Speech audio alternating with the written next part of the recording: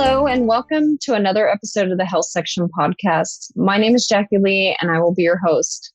Today, we're going to have a discussion about a council within the Society of Actuaries called the Young Professional Advisory Council, or the YPAC. They recently hosted an event at the end of May that we're going to discuss. So today, I have the current chairperson of the YPAC, Kristen Long. Hi, Kristen. How are you doing today? Hi, Jackie. I'm doing great. How are you? I'm very good. I'm really looking forward to this. I was able to attend that meeting at the end of May, so I'm excited to get diving into what the YPAC is all about. Yeah, I was very excited that you were able to help with the professionalism part of it too. Great. I think that was a favorite of many people. Okay, wonderful. Yes, we love the judge and jury session. It's always really fun. Okay, so before we dive specifically into YPAC, can you tell us a little bit about yourself, where you work, what your credentials are, and anything just special about you? Yeah, absolutely. I'm an associate actuary at Unum, where I've been working for 5 years. I'm an ASA and a member of the American Academy of Actuaries, and I'm currently pursuing my FSA. And as all of my loving friends at work and my family like to call me, I'm the Princess Actuary. It's now become the personal brand. And then I also am the chairperson for the YPAC for this year. So Princess Actuary. So how did you land with that? Such an honor. Yeah, we're trying to figure out if I'm going to be promoted to queen when I get my FSA. It's still up for debate. I don't know. Just growing up, I've both been tomboy princess, love it all, and then I think it snowballed out from like queen of the nerds, just with being an actuary. But I'll take it. I love it. One of my friends actually made me a nameplate for my desk that has the title of Princess Actuary with my credentials on it, which is something very special to me. I love that. That's amazing. So how did you get into volunteering? It sounds like you're very passionate about the profession of the actuary. So I'm assuming that's part of your passion. It is. So it all started when I was in college. I went to the University of Western Ontario in Canada, and they had a club basically to help kind of get students involved in the actuarial profession, but then also just, a fun club to get all of the actuarial students together. So I got very involved in that early on in school and stayed very involved with that throughout my time there. And then when I came to work at Unum, we have an actuarial development program where I've been very involved as well, both from a kind of like fun standpoint, trying to get people connected throughout our different locations, doing various either remote activities, especially over the last year. We did a virtual Olympics, which was really fun and probably took up way too much of my time trying to figure out and coordinate, but it was really good, especially for some of the newer hires that started remotely from our campuses. But then also trying to help from a recruiting standpoint, trying to get a bunch of really awesome, diverse candidates involved in our work. And so I was really looking to kind of leverage that and branch out more into the actuarial profession itself. That for me was something where I was just like, I want to be able to kind of do both and keep the momentum going, if that makes sense, and try and help the SOA. And when I saw it, I think I got one of the emails and it was like, sign up to be involved in the newly created YPAC. And I was just like, this is kind of a perfect blend of the two things that I really enjoy doing, where it's just like, how can I help the profession from an actuarial standpoint, but then also bring some of those experiences that I've gained along the way throughout my schooling and then my professional career thus far. That's great. I really think it's super cool that you started volunteering so early in your career. I didn't until I was done with my fellowship exams, which I think is a common misconception that, I didn't know that I could. It wasn't something that was brought to my attention. I felt probably just overwhelmed with all the things, but I have become, exactly. You're not busy, are you, studying and working? Not at all.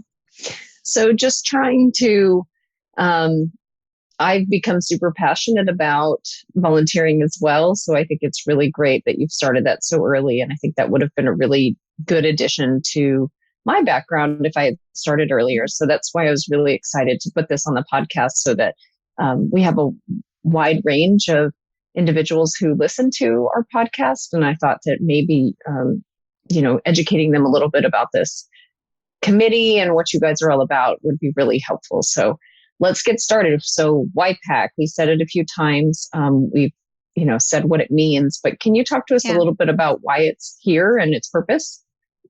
Yeah. So kind of the gist of it is we were created to help increase engagement of the younger professionals within the SOA. We make up a bulk of the professionals now. And I think the SOA has realized over the last couple of years that they have a lot of candidates that really view the SOA as like a transactional. They pay for the exams from the SOA, they get credentialed, and that's kind of it.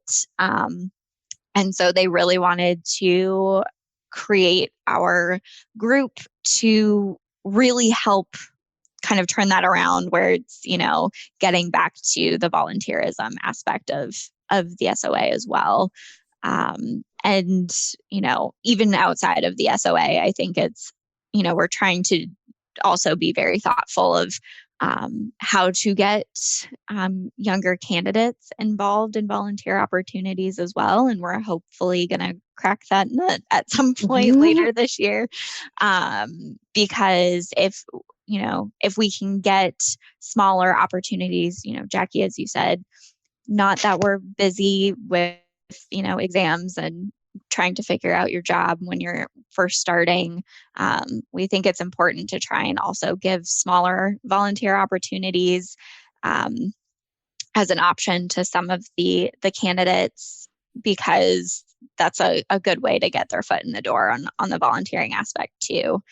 But the YPAC is comprised of 12 volunteers that meet about once a month to help with various initiatives to increase the engagement of the young professionals. So, last year, our group presented a bunch of new ideas to the board.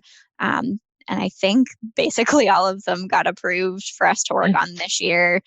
So far, they've been very supportive of all of our ideas. So the big thing coming out of last year, which was not just our group's proposal, but I think a few of the other groups and committees had wanted this too, is the SOA app, because all of us want to be able to do stuff from our phones, and the SOA's website is not super mobile friendly. So hopefully trying to help some there. But it's like, we wanted to make it so you can pay your dues, you can register for exams, you can, make your attestations, you can, track your CPD, all of the fun things from your phone, which seemed like a really easy win, probably a lot more complicated behind the scenes, but I think everyone's really looking forward to that coming out. We're also reviewing member engagement scoring. We're doing social media contests.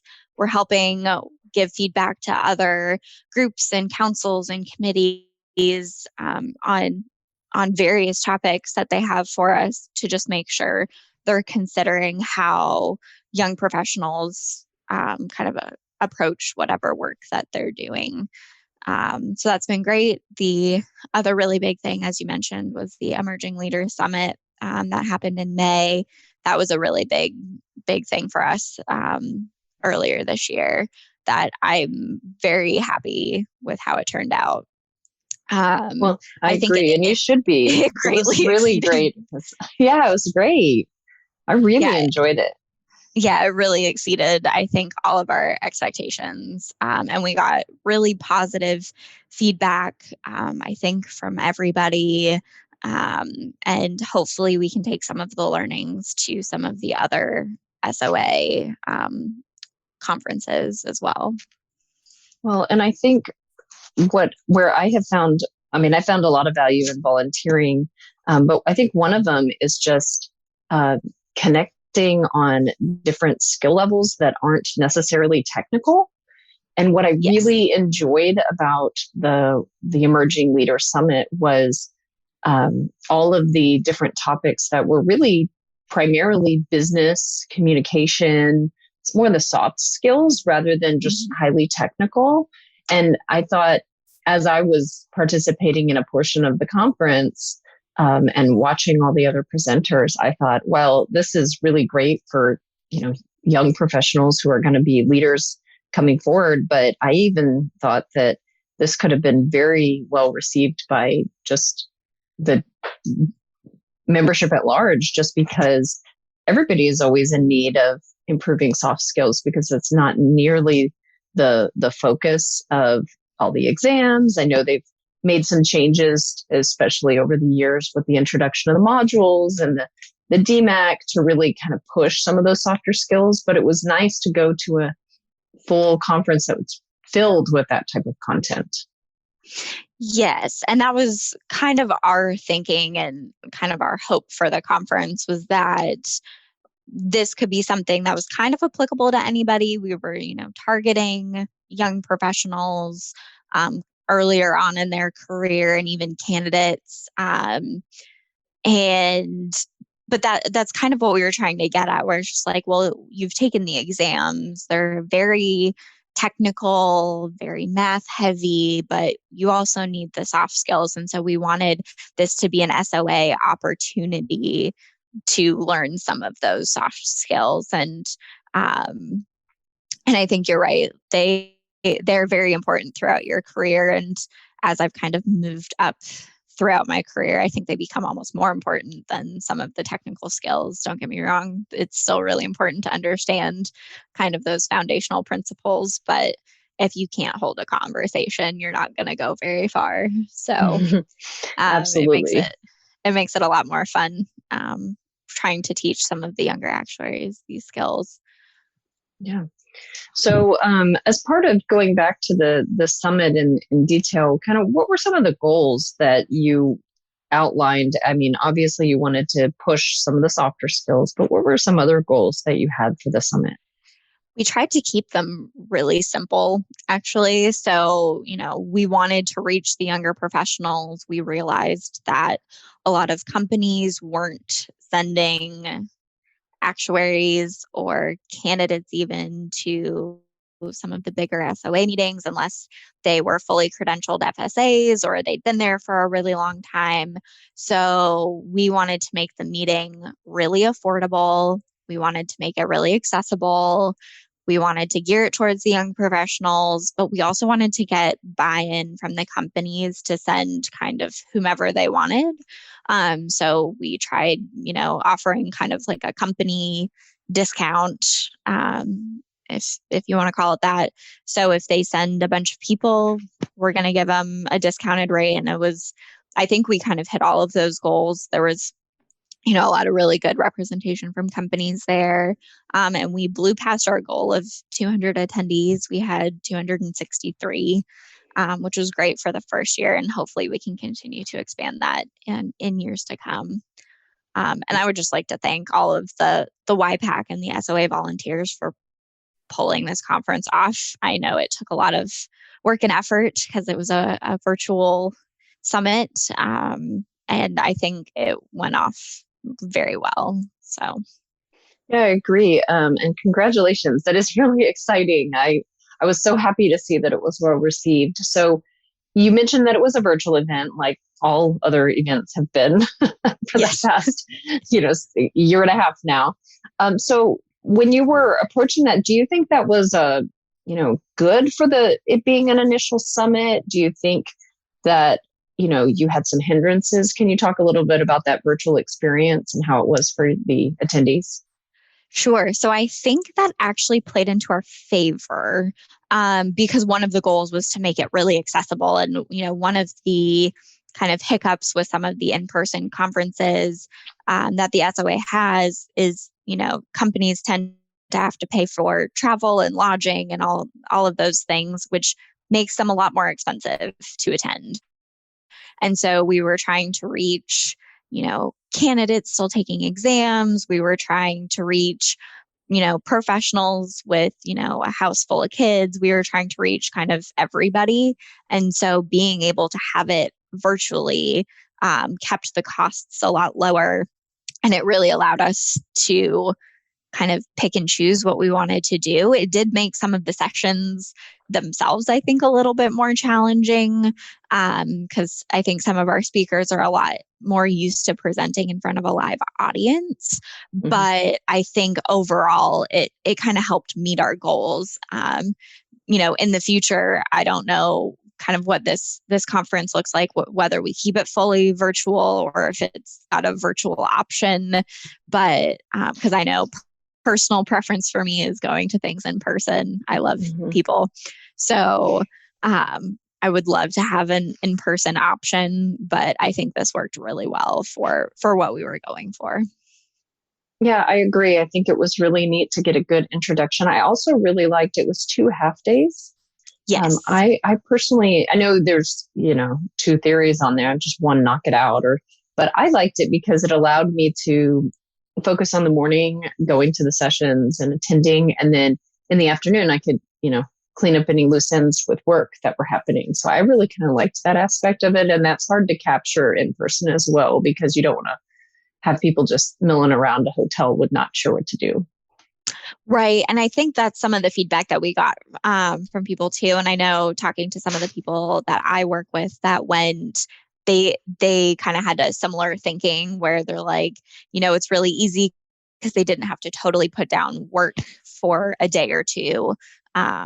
They could pick things up in the afternoon, have their meetings still that they needed to, but they could actually focus on the sessions during the morning, which I thought was a really good takeaway. Right. So can you talk a little bit about the sessions? I know we talked that judge and jury was there, but can you talk to us about, the general session and any of the other breakout sessions that you had? Yeah. So we tried to kind of keep in mind who we were presenting to. So we actually had 2 sessions going at each of the time slots, one kind of geared more towards the beginner level and one maybe more of an intermediate type level on topics and discussions. But we did have a couple of general sessions. So we had our opening session with Christine Hoffbeck on leading in a winning way. And I think that was everyone's favorite part of the summit by far. She's an absolutely amazing presenter. And I think I've heard from numerous people that I work with. She kind of said, don't say no problem.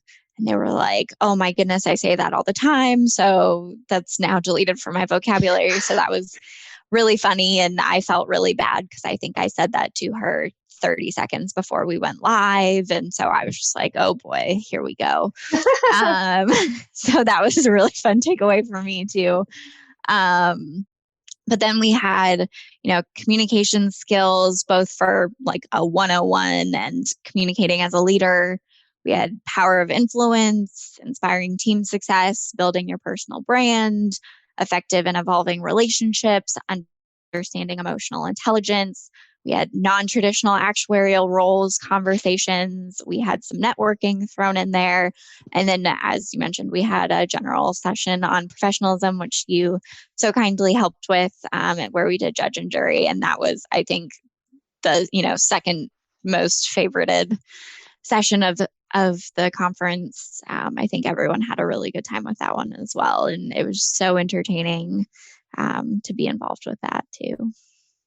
So you mentioned there was some networking. I know that's been tough for just a lot of people kind of creating that connection in this virtual way. And, we just got off the health meeting and there's a little bit of that too. So what kind of networking sessions did you have and how do you think they went? So we had 4 networking Zoom rooms that you could attend. We tried to focus the topics, and we kind of labeled the rooms based on the sessions that we had that morning, just to help drive some of the conversation. And I think we were kind of averaging like 20 to 30 people in each of the breakout rooms. And I think a lot of the feedback we got was, that's too many in a breakout room, but I know we had some technology issues trying to make that work in a better way. And it's something that I think, we're digging into for future virtual events.